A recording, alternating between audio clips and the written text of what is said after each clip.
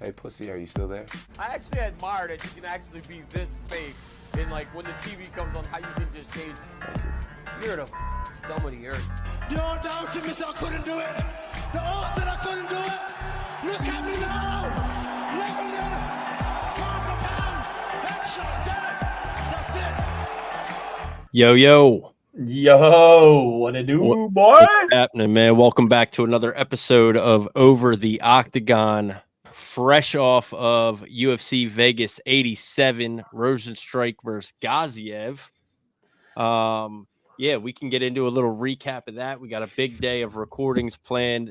So anybody watching this video, if you're not already, make sure you subscribe to the channel, like the video, leave us a comment, let us know what you think. We got some fighter interviews coming up. And then, as always, UFC 299 next Saturday has all the makings to be just an absolute classic, a banger, prelims, everything about it. So very excited about that.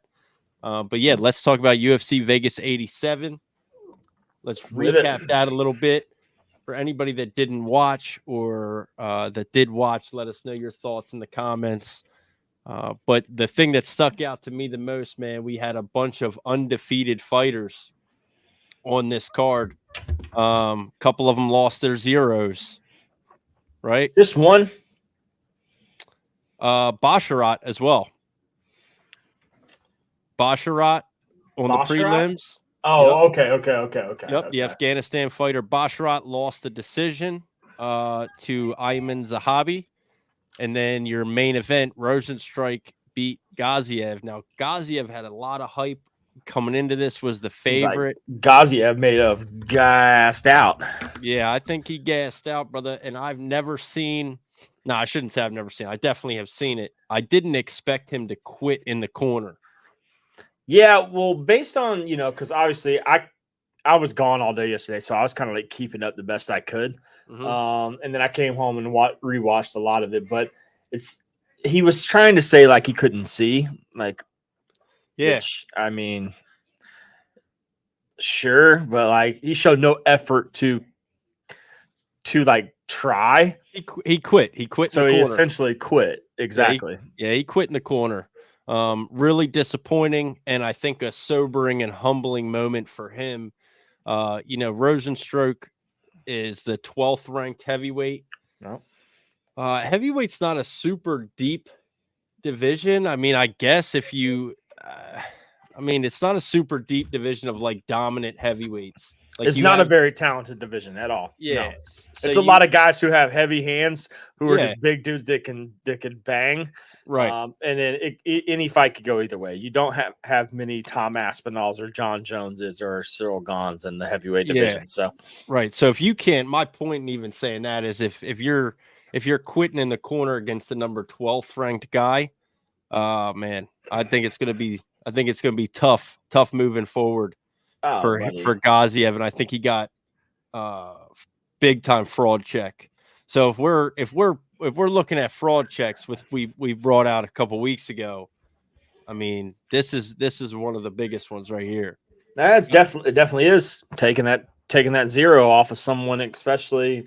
I mean, and it puts Rosenstrike back into the top, the top 10 next fight conversation, which. He was there for a while and kind of moved back after losing a couple. So, absolutely, and I'm not going to go down all of these unless you really want to. Bro, but I think, let's see. We had Muhammad Mokaev win a decision against Alex Perez. He remains undefeated. Really close decision. I think there was even a round given to Perez. I mean, I agree. Yep. And Mokaev really was just like spam shooting takedown, spam, but like wasn't landing them. And I almost think when you fail so many takedown attempts, it almost has to go against you. Yeah, like he was 3 for 20. Yeah, that's just absolute crazy, terrible.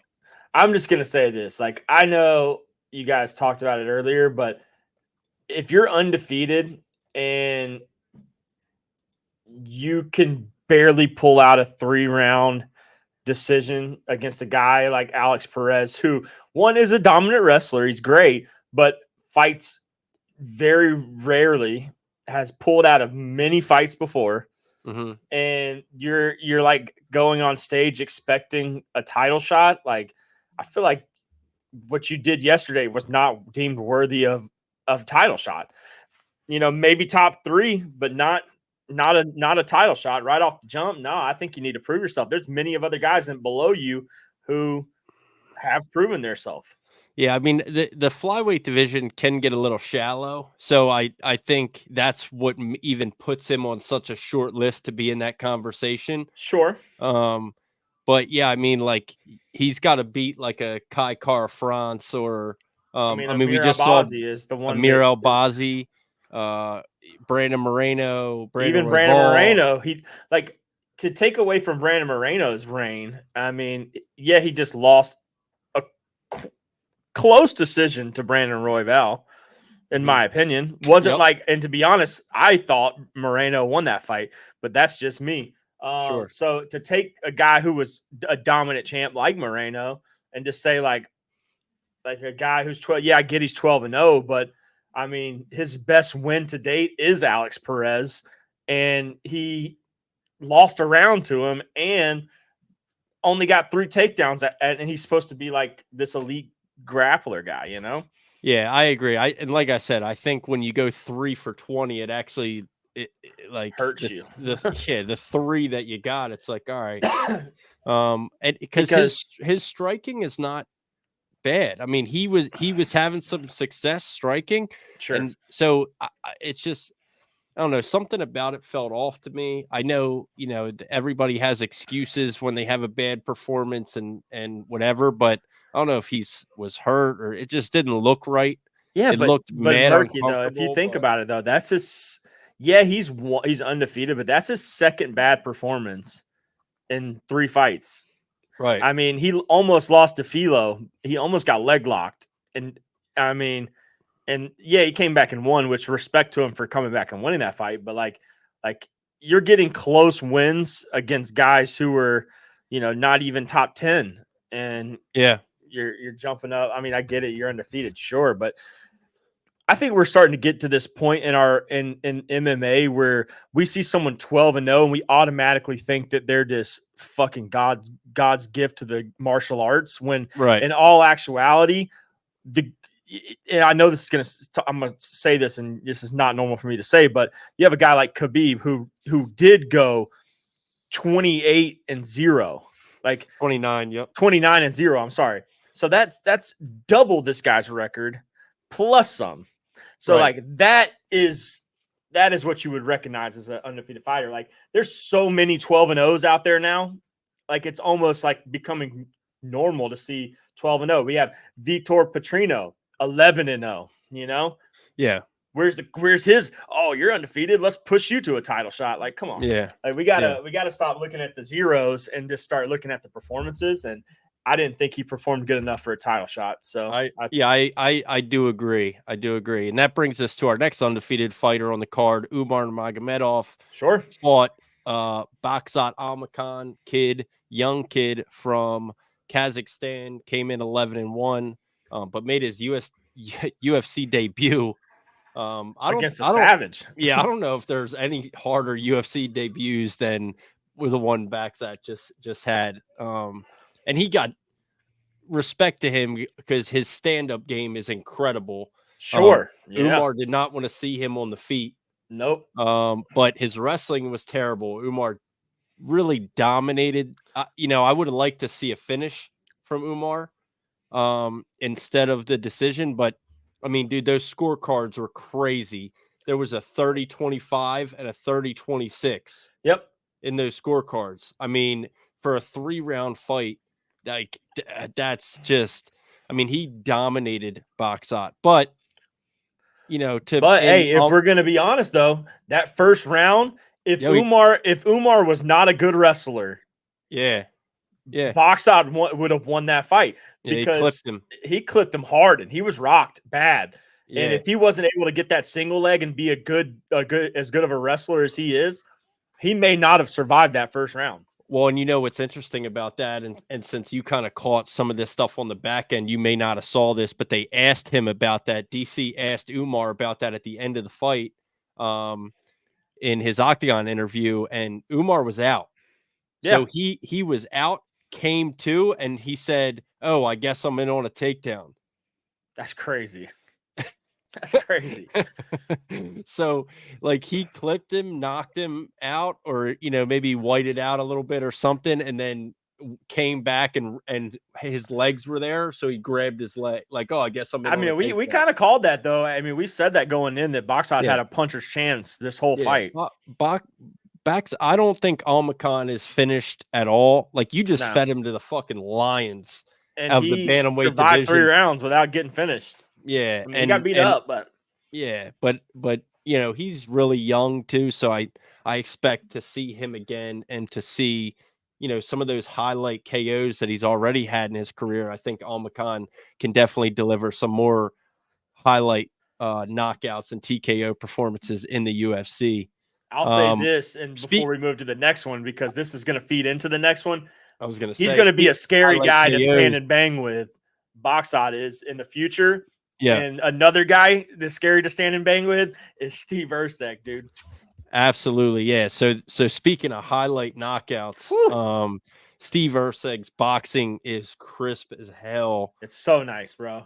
Matt Schnell, it looks really close. Kind of going in that first round, and Schnell, like, Schnell throws hard, man. Dude, they both throw hard, man. And I know, chin, dude. You saw some of those connections there. There was one there was one like combo, like trade off between them two, where both of them caught each other like twice and the straight on the chin, and both of them were just like bam, bam, bam, bam, and then they both walked away like, oh shit. One of us almost got knocked out. That's the thing. The combinations when they were both letting them fly, I really thought in the first round favored Schnell. Yeah. And then in that second round, man, it was like that one crisp. He was just dialed. He had seen what he needed to see. I didn't hear anything from his corner, but maybe it's something his corner had noticed and pointed out to him. Because I think it was a left hook. But I mean, it was perfect. It was right on the chin, right on the jaw. And Schnell was out cold. Did you hear? I did see I did see a video on Twitter of the I guess the ref had walked up to him after. What? That's so savage, dude. He's like, I don't know what looked worse, the punch or you hitting your head on the canvas when you fell. Like, damn, dude, that's savage. So for anybody watching the video that doesn't know what Dirty Bird's talking about, the referee of that fight went up to Matt Schnell after the fight and said that to him. I don't know what was worse, that or your head hitting the canvas. Yeah. Just like, fuck, man, but I'm sure he had no idea what happened. I mean, he probably didn't. He was out. He was completely unconscious. So I'm sure he had no idea what happened. But that fight there is what started the main card. Just absolute banger. Prelims, I thought were better than the main card. Sure. Truthfully. Eric Anders, Jamie Pickett, whatever. But Jamie Pickett retires. I don't think that's a big loss for the UFC. But good for him. Decent career, 24 professional fights. Winning record. Not much of one, but a winning record. I mean, when you get fed to Bo Nickel, on his his run, and then you lose to Eric Anders. Yep. And then we had, I think, the best fight. Well, maybe not the best fight. Well, actually, it definitely was the best fight. Oliveira versus Sapaj. Oh, the flying knee off the cage was nice. That fight, Vinicius Oliveira versus Bernardo Sapaj, bantamweight fighters. Oliveira was on Dana White's Contender Series, got a contract in the UFC. Bernardo Sapaj stepped in on short notice to make his UFC debut to take this fight. And it was an absolute war through 3 rounds. And that third round, Oliveira was just a fresher fighter. He beat up Sapaj's leg crazy. They had to carry him out of the octagon before they could even announce the decision. Yeah. His coaches carried him out. He couldn't walk. His front calf was just vicious, which is what started the flying knee knockout, right? So he hit him. He kicked him in the calf again, sent Sapaj like stumbling backwards. He couldn't put any weight on it. And Oliveira hit one of the most insane highlight knockouts that we've seen this year. Nasty, bro. Flush on the jaw. Folded old boy like a lawn chair. Yep. But again, Sapaj is good, man. He's talented. He looked really good. I mean, he was winning the striking exchange. Yeah, he was looking really good in the first 2 rounds, and he's both these guys are really young, man, and hopefully a knockout like that doesn't kind of derail Sapaj's career. But really good, just absolute insane. That had to be fight of the night, without a doubt. Then we go down to your other prelims. Let's see. Zahabi won the decision over Basharat. Basharat had a lot of hype going into this. And he looked good in the beginning, but then, he just wasn't doing enough. Zahabi was winning, started landing more strikes, ended up edging out the decision. CLD, Christian Leroy Duncan. This dude is massive. Yeah. At middleweight, brother. He's an English fighter. He, I believe, trains with the middleweight champion of the world. And so now, he gets Claudio Ribeiro. Same thing, kind of really technical, really kind of close matchup in the first round. And then CLD just put him away in round 2. Dominant, looked amazing. He has a very bright future ahead of him also at 10-1. Yeah, but I mean, and then, you had Abdul Karim El Sawadi got knocked out by Radzahabov. No way I'm saying that right. Radzahabov. And Ludovic Klein knockout over AJ Cunningham. AJ Cunningham was just way overmatched in this fight. I agree with that. But I mean, we started the prelims off with 3 knockouts. There was 4 out of the 6 fights on the prelims were knockouts. We're about to finish. Yep. So it begs the question that we brought up on Twitter this week, and I don't want to get too deep into it because we're running out of time, but